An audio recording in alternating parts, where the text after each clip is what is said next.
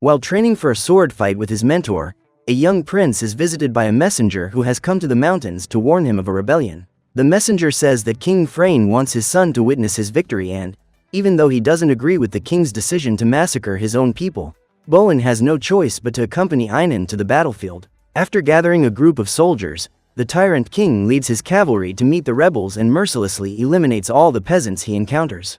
As he watches his father and the royal army fighting, the prince says he wishes he were taking part in the battle, but Bowen takes advantage of this moment to advise the young man. The man asks that, when Inan becomes king, he remembers the difference between battle and carnage so that he can be a more just and benevolent ruler than his father.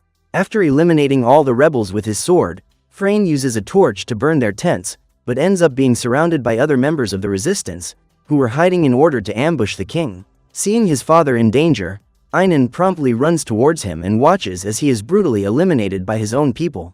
After eliminating the king, the rebels join forces to eliminate the soldiers and the prince has the chance to get close to his father's body to recover the crown. At that moment, Inan suffers an accident caused by Kara and his chest is pierced by a blade. When she realizes that the prince is injured, the young woman gives up on attacking him and soon afterwards Bowen appears to rescue him. Upon arriving at the palace, the knight asks the servants to help him treat the young man's wound, but the queen soon realizes that Inan has suffered a fatal heart injury. When she realizes that her son will not survive, Aislinn decides to gather a group of soldiers to take him to the dragon's cave. With the promise that he will be a more just and merciful king than his father, Inan convinces Draco to save him.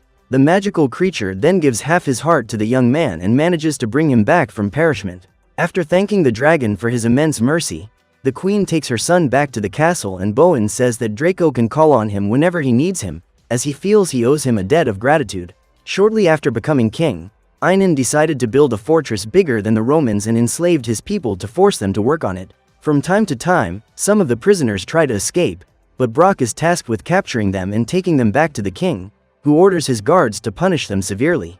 When Redbeard is about to have his eyes burned out, Bowen decides to intervene and freeze him so that he can escape. When he is challenged by his mentor, Inan is furious because he believes that the king is above the code of honor he was taught as a child. At that moment, Bowen knocks the young man off his horse and says that no one is above that code, because Inan will only be a kind and just king if he follows it to the letter.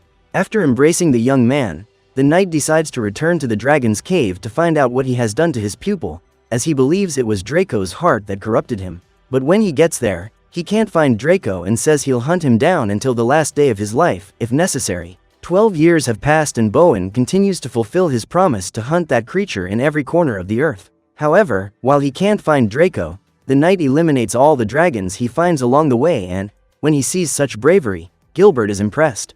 But the truth is that Bowen left his home kingdom to become a bounty hunter and demands gold in exchange for his work as a dragon hunter.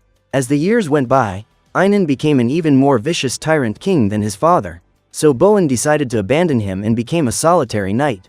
Since he stepped down as a counselor, Lord Felton has taken his place, as he supports all the atrocities carried out by the king. Seeing her father working tirelessly under the sun, Kara decides to go and visit him.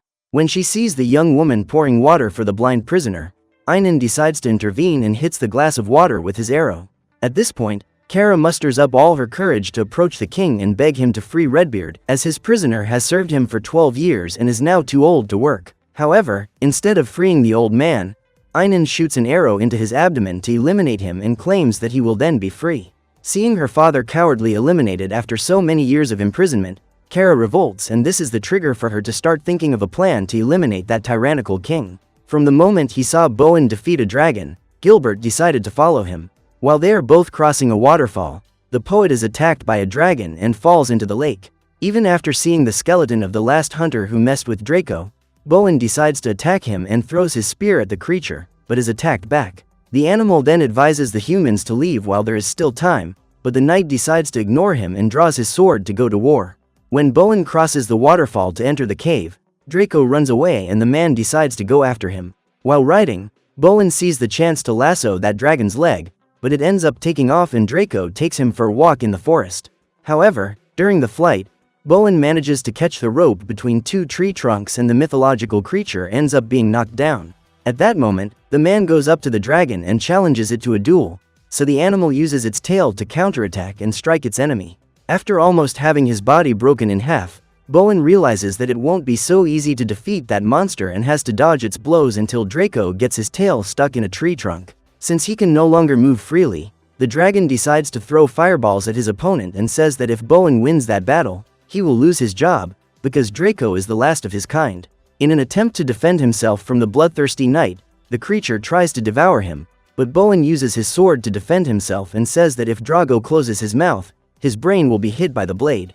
After several hours trapped in that stalemate and after removing what was left of the other riders from the dragon's teeth, Bowen decides to negotiate a truce and ends up being captured. However, instead of eliminating him, Draco decides to let him live, because he knows he won't gain anything by eliminating that man, as another knight will soon appear to hunt him down. When his life is spared, Bowen realizes that the dragon isn't as bad as he thought and they decide to work together. The next morning, Draco invades the nearest kingdom and destroys countless tents and crops, leaving the villagers in a panic at his presence. Soon after, Bowen appears with the promise that he will get rid of that dragon, but for that he will need some gold coins as a reward. After receiving the money, the knight sets a trap to eliminate the monster and Draco pretends to have been hit by an arrow. The beast then falls into the water and the townspeople celebrate its defeat. After pretending to have been eliminated, Draco swims to the agreed location, where he meets Bowen and, during a brief conversation, they both realize that they have more in common than they could have imagined, as they have suffered great losses and all they have left is their own lives. That night, during dinner, Inan is surprised by an attack from Kara, who is trying to take revenge for the loss of her father. But before she could drive her blade into the king's back, the young woman was captured and taken to prison. When she discovers that her son has eliminated a peasant for pure fun, Avalon is disappointed, but knows that she has no authority to punish Inan, as he is now king. The next morning, the man goes to Kara's cell and claims to remember her. On the day his father lost his life, Inan suffered an injury that almost eliminated him and the accident was caused by that woman, who at the time was as young as he was. However, instead of wanting to eliminate her for almost taking his life, the king says that he owes all his success to Kara, because it was thanks to her that he received half of a dragon's heart. At dusk, Draco uses his flames to help Bowen cook dinner and, after eating, the knight reveals the real reason he became a dragon slayer. The man says that 12 years ago he swore to eliminate a dragon that lived in his kingdom, so he dedicated his life to looking for it, but never found it. Since Draco is the last of his kind, Bowen imagines that the dragon who gave half his heart to Inan is already gone. The man reveals that he was the young man's mentor when he was still a prince and taught him to be honest and honorable. On hearing this, Draco says that Inan betrayed Bowen and also betrayed the dragon who gave him half his heart, because he promised that he would be a just and benevolent king, unlike his father. But he's actually become worse than him. At that moment, Draco feels a strong pain in his shoulder caused by Kara's attack. As half of his heart is in Inan's body, when he is stabbed, the dragon also feels his pain. In an attempt to win Kara over, the king promises to make her his queen, but the woman won't listen to his promises. When questioned about what happened, Draco decides to keep the secret about being the dragon Bowen has been looking for so many years and the man helps him tend to his wound. That night, Kara receives a visit from Avalon and the queen tells her that she has come there to help her, because she will not allow the young woman to suffer the same fate as her. After breaking the young woman out of prison, the queen takes her to the underground labyrinth and tells her that she can escape through a tunnel under the castle. At dawn, when she arrives in her village, Kara tries to convince the people to form a new rebellion in order to fight Inan and his evil reign. However, when she says this, the young woman is judged by the other commoners, who accuse her of wanting to lead her people to ruin, just as her father did when he led the rebellion against King Frain. Just then, Bowen arrives in the village and Draco appears to cause panic among the residents. Frightened as they are, the villagers claim they have no money to pay for the hunter's services, so Bowen suggests that they give one of the village maidens as an offering to calm the dragon's fury. Upon hearing this, the peasants don't think twice before deciding to sacrifice Kara, so Bowen asks Draco to pretend to have devoured her so as not to tarnish his reputation. After capturing the young woman, the creature takes her to the waterfall and they quickly become friends. While talking to the dragon, Kara discovers that the animals of his species never hurt humans for fun, only to defend themselves. When Bowen appears, the girl takes a knife to attack him and orders Draco to run away while she distracts the hunter. However, the young woman soon realizes that they are actually great friends. Suddenly, Draco hears the king and his soldiers approaching and hides in the cave. After greeting his former master, Inan gets off his horse and challenges Bowen to a sword duel. As they fight, the king reveals to his mentor that, when he was young, he never intended to follow his teachings when he became king. The whole code of honor he had learned made no sense to him, because Inan had always believed that the more threatening a leader was, the more respected he would be. Upon hearing this, Bowen feels helpless as he realizes that all his work has been in vain. The man has spent years of his life blaming the dragon's heart for corrupting Inan and finally discovers that the young man has corrupted himself. After hitting Bowen's shoulder with his sword, the king steps back and picks up a dagger to throw at him. However, when he realizes that his friend is in danger, Draco decides to intervene and lifts the scales on his chest to show Inan that he has the other half of his heart. Seeing the gigantic beast right in front of him and realizing that it was he who had brought him back to life, the king flees with his soldiers and Bowen scolds the dragon for interfering. After witnessing that knight's bravery, Kara tries to convince him to gather an army to fight Inan and claims that this time they will be able to defeat the king, but Bowen doesn't believe that a group of peasants will stand a chance against trained soldiers. So the man decides to get on with his life and goes to the next village to offer his services as a dragon hunter. While he's receiving his advance payment, Kara shows up and informs him that Bowen is an imposter. Just then, Gilbert arrives to defend him and claims that the guy is the greatest dragon slayer he's ever seen. When they hear the young woman say that Bowen is allied with the dragon, the villagers begin to laugh, as they believe it is impossible for that creature to befriend a human. After convincing the people that he can do the job, the hunter sets a trap to eliminate the dragon. However, after pretending to be hit by the giant arrow, Draco falls into the water and realizes that the lake is too shallow for him to dive into. Seeing the lifeless dragon right in front of them, the peasants run towards it, wielding weapons to dismember it. When he realizes that his life is in danger, Draco has no choice but to get up and run so that he doesn't end up being eliminated for real. After discovering that they were tricked, the people become enraged and go after Bowen, who has to flee with Kara and Gilbert. However, during their escape, the trio ends up being surrounded and the knight decides to return the money in an attempt to restore peace, but what those people really want is his blood.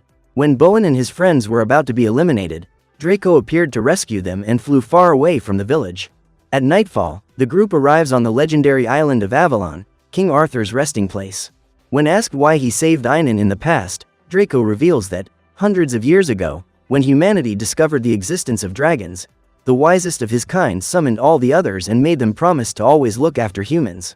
At the moment of the old man's departure, the sky was illuminated by a cluster of stars which, according to Draco, is the sky of dragons. But to get there, dragons need to deserve to live on after they leave this plane. Otherwise, their spirit just disappears, as if it had never existed. For this reason, Draco decided to share his life force with the perishing young man, as he believed that this would ensure his place among the ancient dragons in heaven. However, his sacrifice turned out to be a sin, as Draco gave life back to a ruthless villain. Upon hearing this story, Bowen realizes that this is the dragon he has been looking for the past 12 years, so he decides to stay away when he finds out that Draco intends to help Kara defeat Inan's army and unseat him from the throne. However, in the middle of the night, during a storm, Bowen is visited by the spirit of King Arthur and repeats with him the oath he took when he became a knight. Remembering that he promised to use his sword to protect the oppressed, Bowen decides to join Draco and Kara and returns to his old village to convince the peasants to form a rebellion. To ensure that his soldiers stand a chance against the royal army, Bowen decides to train them to fight and teaches them how to use the tools of battle. During his training, Gilbert discovers that he has a natural talent for archery. Before long, the men of the village become good fighters and, when he learns that the people will have the support of a dragon to start a rebellion, Brock rushes to inform the king. Determined to protect her kingdom and keep her son in power, Queen Aislinn gathers a group of the region's greatest dragon hunters and offers them a lot of money to get rid of the creature. However, Bowen decides to act faster than expected and, in the morning, positions himself in front of the castle gates with his men. Seeing them, Inan is furious and plans to attack, but Brock says that his army is safe because the rebels will never get through the gates. Just then, Draco appears and attacks the royal army with his fireballs. Seeing the dragon flying over the castle, the hunters try to eliminate it, but Draco was already prepared for the attack and manages to dodge all the arrows. When he realizes that the only way to end the rebellion is to eliminate all the rebels, Inan leads his army into battle and Bowen orders his men to run into the forest. As soon as the king and his allies reach the place where the trap has been set, they are trapped inside a circle of fire and the rebels begin their attack. While their friends are fighting on the battlefield, some archers are positioned in the branches of the trees waiting for the right moment to shoot. Seeing Kara in danger, Bowen gets off his horse and rushes towards her, but soon realizes that the woman is perfectly capable of defending herself. When he realizes that his men are being destroyed, Inan decides to retreat and orders all the survivors of his army to return to the castle. Seeing Inan running away, Bowen asks Gilbert to stop him, so the man shoots an arrow into his chest and Draco ends up wounded too. However, the king manages to survive the attack and rushes back to the castle. At this point, he learns that the hunters have managed to capture the dragon, but says that he needs it alive, because if Draco loses his life, Inan will also be eliminated. When he discovers that his friend is being held prisoner, Bowen immediately decides to go and rescue him and is followed by Kara and Gilbert, his faithful squires. At dusk, Aislinn goes to meet Draco and bows before him to ask forgiveness for all her son's atrocities. The dragon knows that in order to correct his mistake, he has to sacrifice his own life, because only then will Inan be eliminated too. So he asked the queen to put him out of his misery and, just as Aislinn was about to strike the final blow, her son appeared to stop her. At this point, Inan understands the real reason her mother hired the dragon hunters and Aislinn says she was trying to correct a mistake she made years ago when she saved someone who didn't deserve saving. Seeing his traitorous mother leaving, Inan goes after her and manages to eliminate her. The man then goes to meet the invaders and attacks Bowen, but during the duel they both end up falling underground. While the knight tries to defeat the king he trained, a group of villagers invade the castle with the mission of freeing Draco and, during the search for the dragon, Kara ends up being captured by Lord Felton. Just as the young woman was about to be finished, Hugh appeared and took out the king's advisor with his spear. Soon after, Kara has to face a new opponent, as Brock tries to eliminate her, but the warrior strikes his abdomen with an axe and manages to win the duel. She then goes to meet Bowen and realizes that he is in trouble, having just lost his sword during the fight against Inan. At that moment, Kara throws the axe at her ally and Bowen hangs from a wooden structure while watching the king take a huge fall. With Draco's help, the man manages to defeat the other guards and helps the dragon to free itself. But instead of fleeing, the creature orders Bowen to eliminate it, because only then can Inan be defeated. But the knight refuses to strike his friend. At that moment, the king appears and rushes towards his enemy with his sword. Then Draco lifts the scale on his chest so that Bowen can strike at his heart. In doing so, the knight eliminates Inan, but pays a high price as he ends up losing his best friend. As he mourns his great loss, Bowen sees Draco's body turn into a luminous mist and rise into the sky. That night, the dragon joins his ancestors and is welcomed by all the other stars in his constellation. So what did you think of this movie? Leave it in the comments below. And if you liked the video, like and subscribe for more movie recaps. See you next time.